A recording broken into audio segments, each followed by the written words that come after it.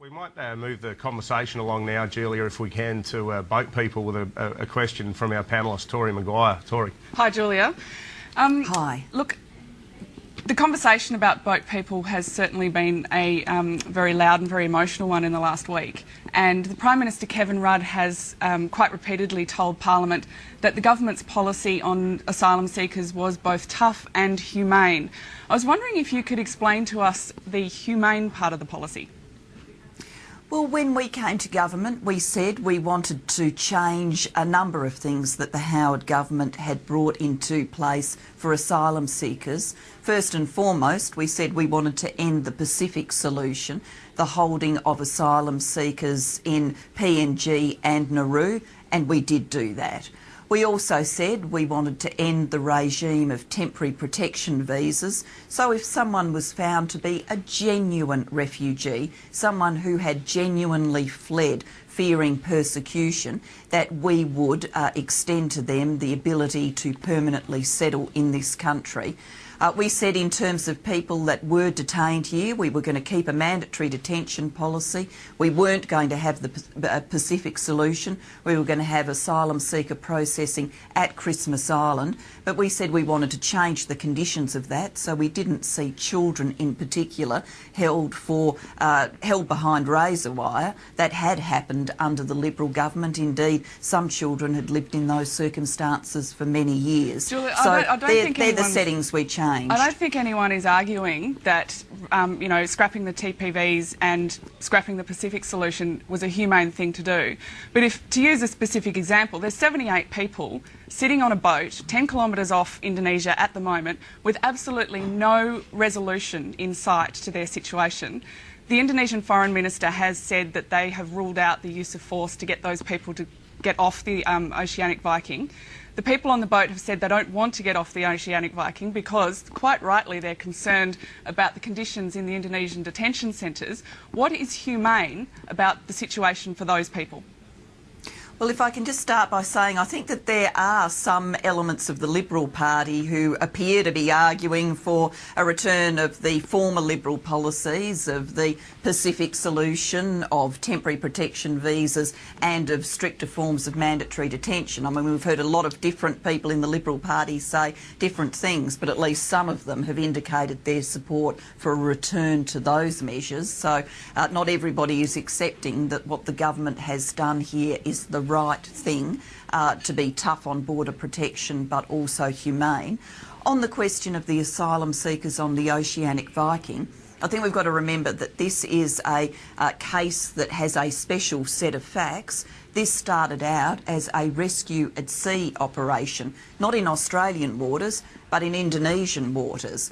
And when rescue at sea was necessary, we turned out to be the nation with the ability to get there first and make a difference first. There are comprehensive rules about safety at sea and rescue at sea. They work for Australian citizens when Australians get into trouble at sea and other nations go and rescue them. So we acquitted our obligations under those rules of the sea, the laws of the sea. We attended to the rescue, but it was in Indonesian waters, and the Prime Minister agreed with the Indonesian President that the asylum seekers would be taken to an Indonesian port and would be processed by the UNHCR in Indonesia. So this is a case that started off as a rescue at sea. Yes, I understand that, but considering that there doesn't seem to be any resolution in sight, under the tough but humane policy, how long will those people be left aboard the Oceanic Viking 10 k's off the coast of Indonesia? Well, we are working this through with the Indonesian authorities. We're working it through with them methodically and patiently. We will work through, so, the Prime Minister and obviously the President of Indonesia made an agreement about what would happen with these asylum seekers, and we were working through to deliver on that agreement. And that agreement was that they would be processed by the United Nations High Commissioner for Refugees in Indonesia. Deputy Prime Minister, even if you set aside some of the emotion, which is hard to do on this sort of issue, Paul Howes from the Australian Workers Union, so somebody for all intents and purposes on the Labor side of politics, made what you'd have to say was a pretty reasonable point yesterday. We've got this issue of 78 asylum seekers all over the front of the broadsheet newspapers, all over Question Time. and yet every year we have something in the vicinity of 50,000 people overstaying their visas. If we're going to be consistent about it, is the government then going to commit to going through every backpacker hostel in Bondi and rounding up Irish backpackers who've overstayed their visa, or go down to Chinatown and go through restaurants and see which waiters are up to date with their visas? I mean, there is an inbuilt sort of hypocrisy in this, isn't there? Oh, well, let me assure you, we do compliance on immigration. We do it in all circumstances. People who overstay their visas here, that there are compliance activities that go on. I know from the point of view of the agencies that I'm responsible for as a minister, particularly the Fair Work Ombudsman, there are crackdowns on employment practices involving people who don't appropriately have work rights in this country, or perhaps have overstayed their visas and shouldn't be here.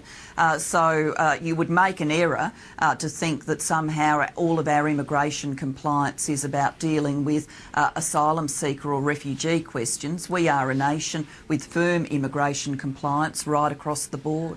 Julia, just to wrap up before we go to a break, it doesn't, to an outsider, it looks to me like Kevin Rudd went up to Indonesia and came back saying, mission accomplished, we've got a deal, and that deal's fallen apart. Is that the case? I don't agree with your characterisation there. I think the Prime Minister went to Indonesia to witness the swearing-in of the new President of Indonesia, or for the current term of his presidency, made an agreement, and now we are patiently and methodically working through on the delivery of that agreement. And I would just make this broader point, if I can. It relates to the last question I was asked. We are a nation that is built on immigration, that's been very welcoming of migrants, and we are a population that I think will continue to do that. But people extend that generosity to migrants because they want there to be an orderly process about who comes here, who's in the country. So we've got an obligation as a government right across the board to get our immigration settings right. We do that in all areas. Who comes here for temporary work visas, who comes here for permanent residency, what we do with skilled migration, what we do with family reunion, as well as what we do with asylum seeker and refugee questions. But is there any difference in the government's mind, just quickly, of an asylum seeker who arrives on a boat or arrives on a Qantas flight? No, asylum seeker claims are dealt with. They're processed against our obligations under the Refugee Convention that we are signatory to, and that convention means that we do not return someone to a place where they would be persecuted. As a nation who signed the Refugee Convention, we've abided by that obligation over many long years. All right, well, we're out of time for this first segment. We'll be back with more on Punch TV after this break.